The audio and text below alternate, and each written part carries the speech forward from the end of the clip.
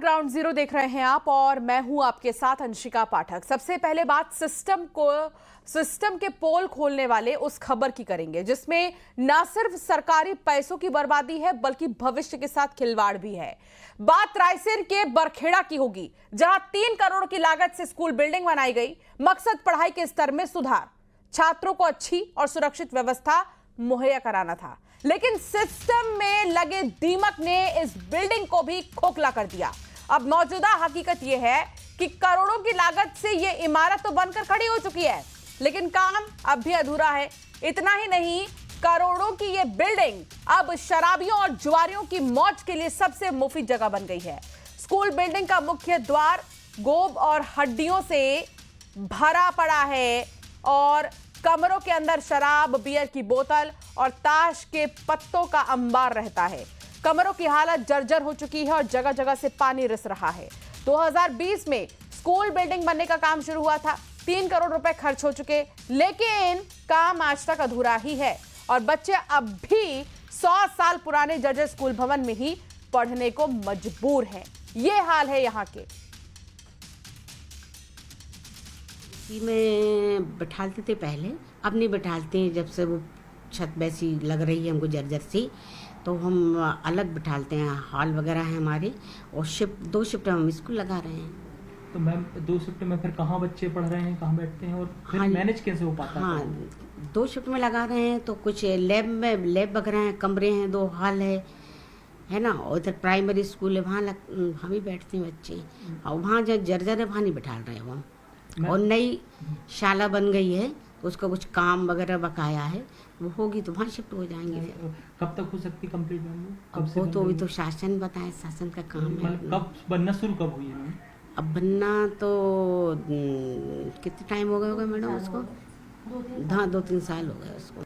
मेरे पीछे आप जिस इमारत को देख रहे हैं वो स्टेशन बरखेड़ा का निर्माणाधीन स्कूल है जो 2020 से बनना शुरू हुआ है, लेकिन आज तक 2025 तक कंप्लीट नहीं हो पाया है और भ्रष्टाचार की भेंट चढ़ गया है।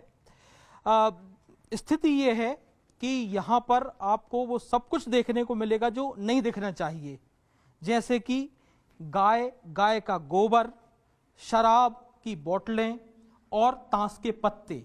यहाँ का एक कॉमन जगह हो गई है जो नशेड़ियों के लिए एक अड्डा बन गया है और जुए का अड्डा बन गया है। यहाँ पर सब कुछ चल रहा है सिवाय स्कूल के। 5 साल हो गए, बिल्डिंग कंप्लीट नहीं हुई है और इसके बदले में जो मासूम बच्चे हैं वो एक जर्जर बिल्डिंग में पढ़ने को मजबूर है, जो बिल्डिंग कभी भी धराशायी हो सकती है। बताया जा रहा है कि इसमें 5 साल से काम कंप्लीट भी नहीं हुआ है और पिछले 2 साल से तो काम बंद पड़ा है, जब से ही इस बिल्डिंग में ताला डाला हुआ है। आप देख पा रहे हैं जिस एक क्लासरूम में हम पहुंचे हैं, यहाँ पर आपको शराब के गिलास मिलेंगे, अंदर ताला डाला रहता है लेकिन शराब की गिलास अंदर है। यानी यहाँ शराबी और नशेड़ी अंदर आते हैं, वो अपना काम करते हैं, शराब पीते हैं, जुआ खेलते हैं, नशा करते हैं और चले जाते हैं। अब हम दूसरी क्लास में जा रहे हैं। दूसरी क्लास में भी यही स्थिति है, चारों तरफ से पानी चूने लगा है। क्लास में गेट टूट चुके हैं, लोहे के गेटों में जंग लग चुकी है और बाहर जो लोहे की अन्य जालियां लगी हुई हैं वो जर्जर हो चुकी हैं, जंग से मतलब खराब हो चुकी हैं, ऐसा कह सकते हैं। और दोबारा से इनको जब ये अगर काम शुरू होता है इस स्कूल का दोबारा से नए सिरे से शुरू करना पड़ेगा। यानी लगभग 3 करोड़ इस बिल्डिंग के निर्माण में लग चुके हैं और फिर से 3 करोड़ लगाने पड़ेंगे। दूसरी क्लास में हैं हम। ये शराब की बोतल है, यहाँ शराब पी गई है और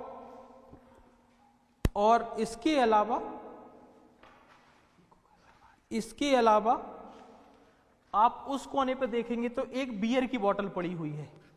सब कुछ यहां पर मिलेगा। हमारे साथ शिवकांत आचार्य जुड़ गए हैं। शिवकांत, क्या है ये मामला? आखिर ये स्कूल बच्चों के लिए तैयार किया गया है या शराबियों के लिए?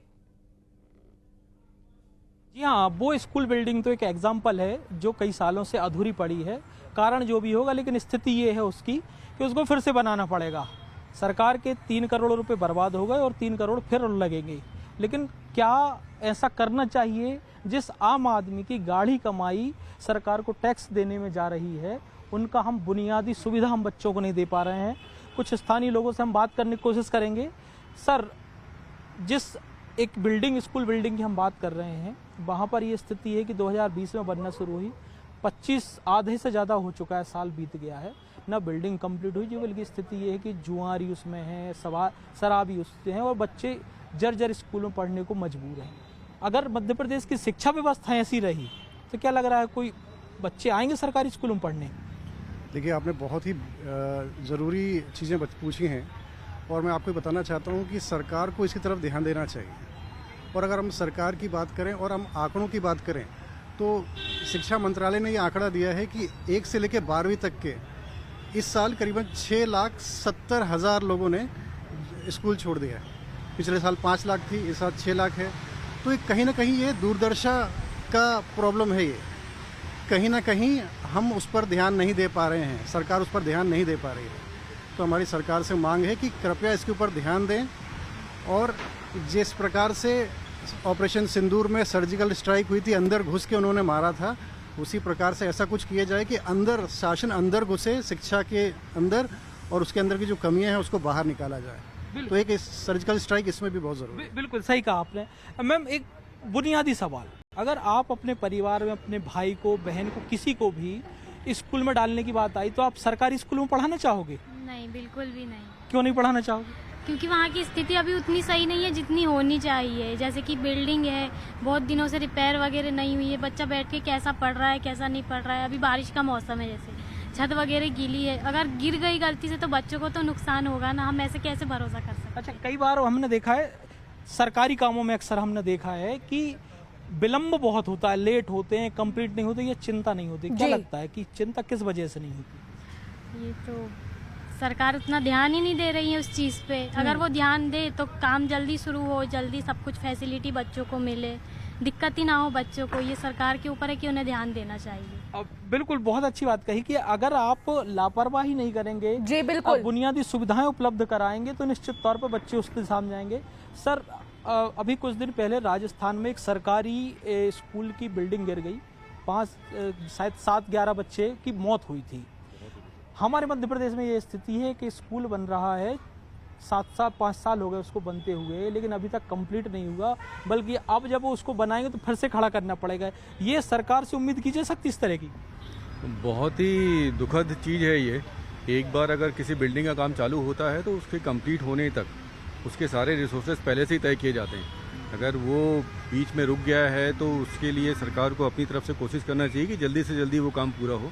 पर्टिकुलर स्कूल का काम तो इसलिए भी ज़रूरी है क्योंकि यहाँ पर छोटे छोटे बच्चों को शिक्षा दी जाती है। बस यही बच्चे जो हैं अपने देश के बुनियाद हैं। ठीक है शिवकांत, बहुत शुक्रिया जानकारी